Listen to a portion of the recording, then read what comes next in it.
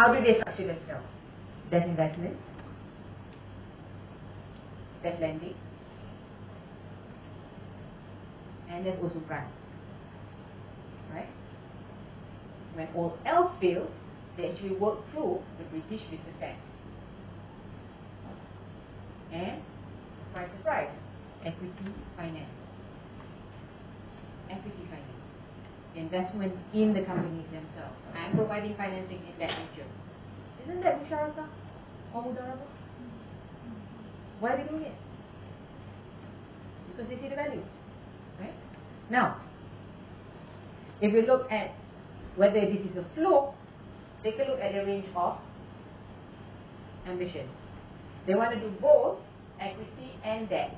Why? Because actually there's a breakdown in the banking system. People are just not lending. Right? Equity model sometimes works for different stages of the business. Now, if we look at the way they look at things, again, they look at things from the client or customer's journey. They look at it from a journey perspective. So at different points of your journey, you may just need a blend of debt and equity, or just debt, or just equity. The idea is to provide the whole entire spectrum. Which is why I actually firmly believe that if somebody say risk-sharing is going to replace traditional banking, that's not true. There's actually a reason why certain things require some kind of financing. Right? A debt model is still required, depending on the stages of development. Now, that brings me to risk-sharing. Right?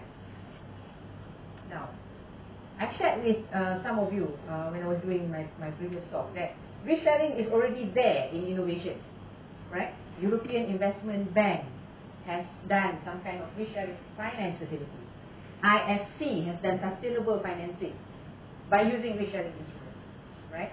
In fact, when it comes to EIIB, they even went on further by introducing this project under Horizon 2020. It's called Risk-Sharing Instrument for Innovative Research-Oriented Small and Small Mid-Caps. Right? So you have a situation where, notwithstanding their own ignorance of Islamic finance, they too understand and want risk-sharing products. Right? So these are the things that are spaces for us to grow. There's already a ready market, a ready demand for it. Right? Now, creative industry. How risky is it? This is what a bank said. Do bankers perceive creative industries as higher risk? That depends very much on which bank you ask. In financial terms, anything is high risk if you don't know the sector. It's perhaps not surprising if some banks will see creative industries as high risk, particularly if you're dealing with a generalist, relationship manager, right, who lacks specific knowledge of how creative business operates. Lacks knowledge. So knowledge is the key. Right? So we need to go into that realm. Understand your customer. Right? Now, how do you understand your customer? Now let's take a look about this bank. You may want to know which bank is this. Right? So another video.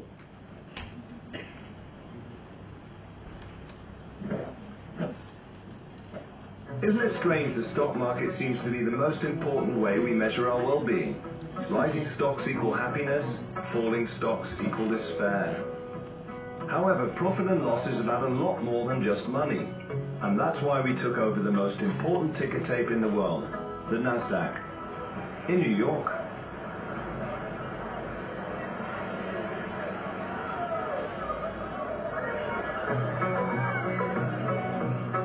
Triodos Bank may not be among the biggest banks in the world, but we are one of the most sustainable.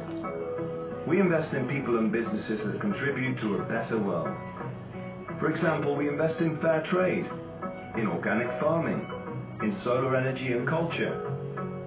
We invest in reducing poverty and greed, and improving education and healthcare.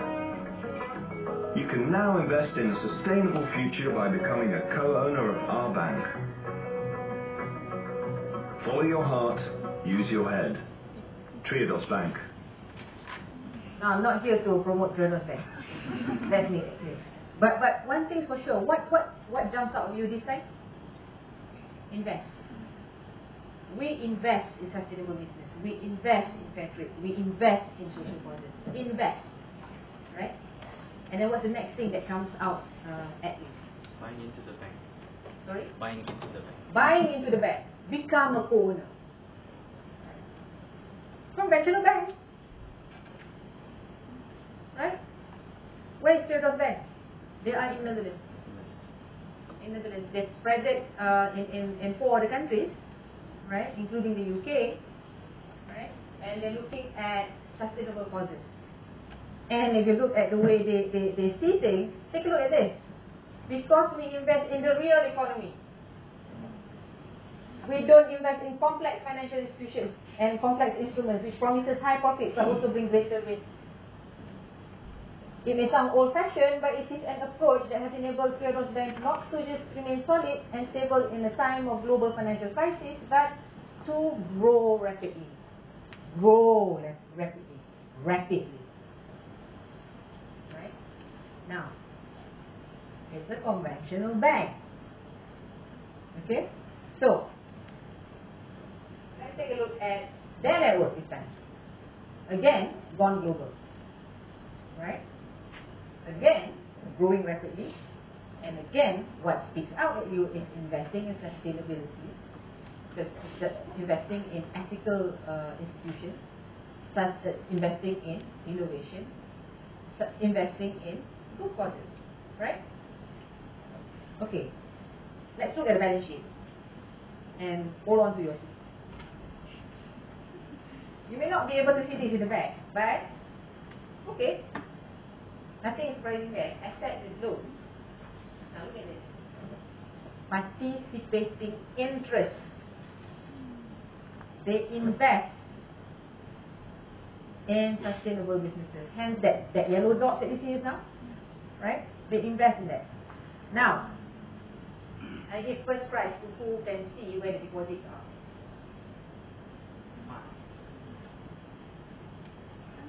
Then none. How do they then recognize the deposit? Funds entrusted. Funds entrusted. Wakalah? Partnership. Whatever. Right? But they're saying they're using ethical savings, ethical ISAs. ISAs, by the way, is actually individual savings account. Right? And ethical investments. What do they invest in? These sectors. Now, what kind of bank would do something like that? What kind of business would they do? It must be something curious or something like that. Let's take a look at a typical lending to a particular customer.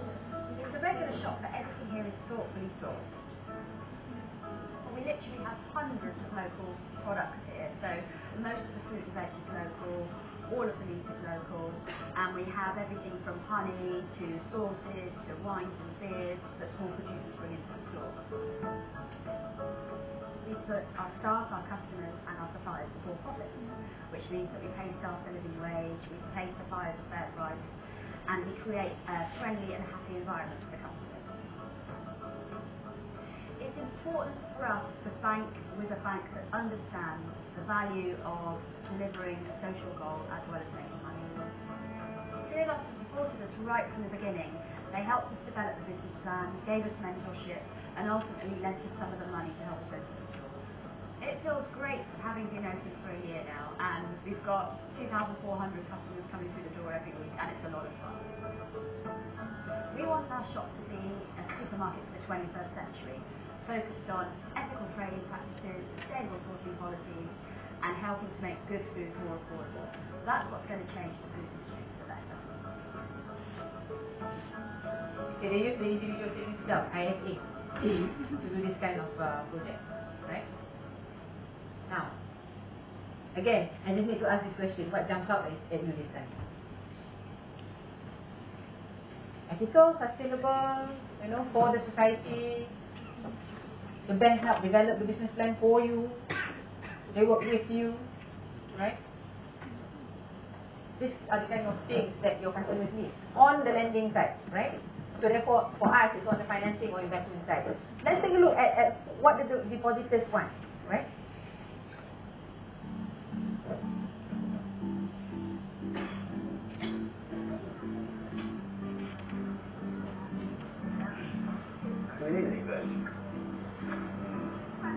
balance. We got engaged recently, so we're planning a wedding that we have. What's important to us is local communities and local traders and businesses. That's very nice. I do like a nice pie. It's really nice to know that your money is supporting local business and local people. Idris give us a lot of communications around where they use our money, so we know that our values are the same as other customers, which reflects what Idris' values are as well. For us, we just want to put our money where our mouth is really and have it abide by the same values that we live by ourselves. Every day.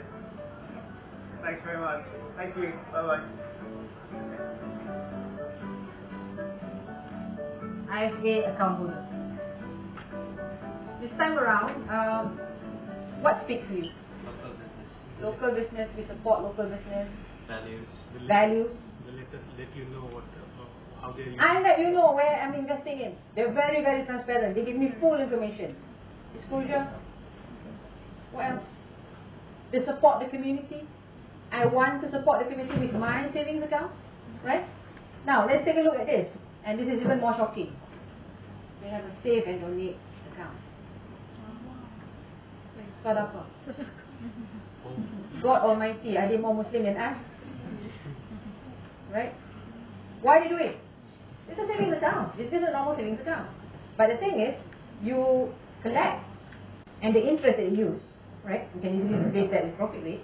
A portion of it goes to your favorite charity. Doesn't matter what, right? So these are 10 that they say, okay, we support this charity, right? And that includes even religious organizations. They don't mind that because it's ethical, right? So they say, okay, keep your money with us. Any interest earned, we give a portion to your charity of your choice. If you keep above a particular balance, 0.25%, we will donate to your charity. You want to keep with this bank? Are you going to have LCR problems? Basel III problems with your deposit if you have this kind of retail deposit? I don't know. You answer. The answer remains with you. Now, if you look at this, you say, oh, this is a bank, but it could be a cooperative or something. It's not a banking model, right? Regulated by the Dutch Central Bank, regulated by the Prudential Regulatory Authority, regulated by the Financial Conduct Authority, as a bank, right? So this is the point that I'm trying to arrive at. Is risk-sharing model befitting banking model? Yes or no? Right? It exists. How many years has this bank existed? 2? 3? 35. Google bagus right? 35 for traders. 30 since 1983 for SVB. And by the way, SVB is involved in tech. They didn't get hit by the dot-com bubble because they were transparent. They got hit by the crisis because the property prices went down. They got TARP, which is actually the financial assistance by the US government, but that TARP was repaid. They were among the earliest to repay. Tell me it's not sustainable. Right? So, which brings us to this model, this particular conundrum. Is this a fluke? Now, we look at the creative industry itself, and the guys who I said just now is going to change their model. Try 15 of them now going into creative industry. They too are trying to understand the creative industry. Right? Everybody was looking at HSBC, my God. I thought they're the most conservative lenders, right? Go! You know? Check out the website. Standard Chartered, RBS, oh, Barclays. Right? How come? That's the wave of the future. It's happening right now. They've been doing that since 2011. Trust me. Right? Now, risk sharing and risk capital. That finishes that bit. I'd like to pose this question. If you look at the grand scheme of things, the overarching observation is that, do we agree that people are moving more away from products and more towards clients? Yes? Relationship, invest, understand, and therefore you actually design your product in accordance with customers' needs. That's what's happening right now. Right? You're not looking at whatever it is. I want to keep my customer based on cost, efficiency, and fight on stuff like I undercut my competitors. I'm fighting on you because I understand you better than I understand than my customers, my competitors. Right? It's not even fight. It's actually complementing. So if you look at the brand equity, it's not so much market share. It's actually customer value. How long does the customer stay with you? Which is again aligned with Basel III principles. The longer the deposit is, the better your LCR, your NSF is. Right? So these are the kind of things. That's one shifting competitive positioning trend. The second one is, when it comes to brand, it's actually more for relevance as opposed to preference. What does that mean? Preference means I can pick over a list. Right? Which bank should I bank with? Okay, these are producing the same product. Do I like it? Is it near my place? Stuff like that. Relevance is about you eliminate your competition just being the way you are. I'll give you an example. Ever heard of a hybrid car? Of course you have. Right? Name one. Everybody say that. Toyota Prius. Name the second one. Honda Insight. Third one? I think Lexus went into it. Maybe BMW. Mercedes, I think so. Right? What jumps out at you? Everybody says it's Toyota. Right? Why? Because Toyota created that particular hybrid segment all by themselves. Check the data. 10 years of complete dominance. Complete. Right? The 11th year, Honda Insight came in. Today, they still control 50% market share. 50%. That's why the top of my recall is actually the Prius. So much so that if you talk about hybrid, Toyota. Right? The fact that you have actually a Toyota Camry as a hybrid, you say, what the hell of hybrid is that? Isn't it? It's not really conjuring up the right kind of images because you're actually creating that brand relevance. Yeah? You say, you want a hybrid, buy a hybrid.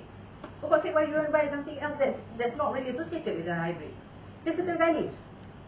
Right? So this is where the competitive positioning is actually moving.